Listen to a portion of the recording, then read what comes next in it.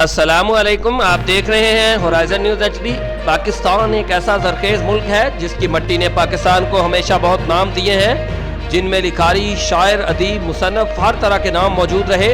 اور آج اسی طرح پاکستان کے خوبصورت ترین شہر اسلام آباد سے تعلق رکھنے والی شبائلہ عزیز ستی، جو کہ پیشہ سے ٹیچر ہیں اور خود ایک اردو ادب کی طالبہ بھی ہیں۔ شبائلہ عزیز ستی کی لکھی گئی کہانی، جس کا عنوان تھا خاموش چیخ، نے عالمی افسانہ فورم میں تہلکہ مچا دیا، اور شبائلہ عزیز ستی کی لکھی گئی کہانیوں کو عالمی سطح پر بڑی پذیرائی ملی اور 500 آسٹریلوی ڈالر انعام سے نوازا گیا۔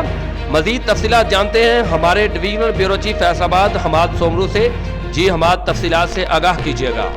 جی، سرزمین اسلام آباد کی ایک اور ہونہار بیٹی شبائلہ عزیز ستی کا کہنا ہے کہ عالمی افسانہ فورم میں میری شناسائی فیس بک کے ذریعے ہوئی، اور یہ ایک عالمی فورم ہے جہاں پر دنیا بھر سے لکھاری اردو لکھنے والے اور پڑھنے والے موجود ہیں، اور میں پیشہ معلمی سے وابستہ ہوں اور اردو ادب کی طالبہ بھی ہوں، اور لکھنے کا شوق کم عمری سے ہی تھا، جو کہ آہستہ آہستہ وہ شوق، جنون اور لگن میں آ گیا۔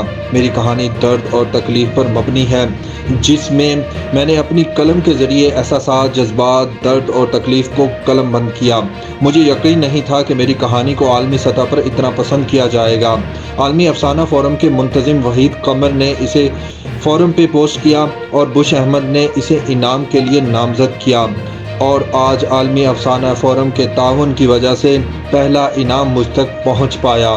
اب سے ہر سال ایک کہانی کو انعام ملے گا۔ جی۔